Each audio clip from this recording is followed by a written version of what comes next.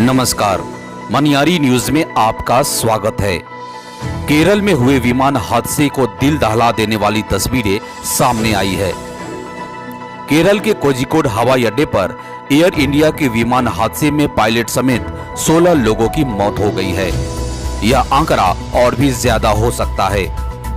Air India express का एक विमान यहां कोझिकोड हवाई अड्डे की हवाई पट्टी पर फिसलकर करीब 50 फीट गहरी खाई में गिरकर 2 हिस्सों में टूट गया।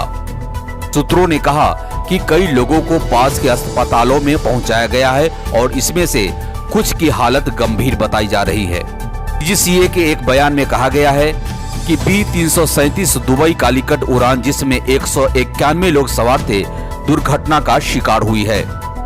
केंद्रीय गृह मंत्री अमित शाह ने राष्ट्रीय आपदा मोबाइल बल को मौके पर जाने के निर्देश दिए हैं। शाह ने ट्वीट किया, केरल के कोझिकोड में एयर इंडिया एक्सप्रेस विमान की दुर्घटना के बारे में जानकर व्यथित हूं। एनडीआरएफ को यथाशीघ्र मौके पर पहुंचकर राहत अभियान में सहायता का निर्देश दिया है। डीजीसीए के बयान में कहा गया है कि हवाई पट्टी 10 पर उतरने के बाद विमान रुका नहीं और हवाई पट्टी के अंत तक पहुंचकर खाई में गिरने के बाद 2 हिस्सों में टूट गया। यात्रियों में 10 नवजात, 2 पायलट और चालक दल के 4 सदस्य भी शामिल है। आपको बता दें कि विमान शाम करीब 7:40 पर हवाई पट्टी पर उतरा। विमानन कंपनी के एक प्रवक्ता ने कहा कि विमान संभवतः हवाई पट्टी से फिसल गया। बचाव अभियान जारी है। हादसे के वक्त वहां भारी बारिश हो रही थी। मुख्यमंत्री पिनराई विजयन ने कहा कि पुलिस और दमकल कर्मियों को राहत और बचाव अभियान के लिए सभी कदम उठाने को कहा गया है।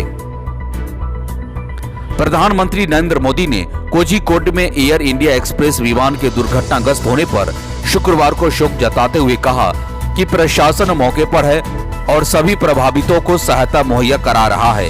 उन्होंने इस संबंध में केरल के मुख्यमंत्री पिनराई विजयन से बात की। प्रधानमंत्री ने ट्वीट किया, कोझिकोड में हुई विमान हादसे से शोकाकुल हूँ। मेरी संवेदनाएं अपने प्रियजनों को खोने वालों के साथ है। घायलों को शीघ्र स्वास्थ्य लाभ हो। मोदी ने लिखा है कि प्रशासन मौके पर है और सभी प्रभावितों को हर प्रकार की सहायता मुहैया करा रहा है। इस खबर में इतना ही। धन्यवाद।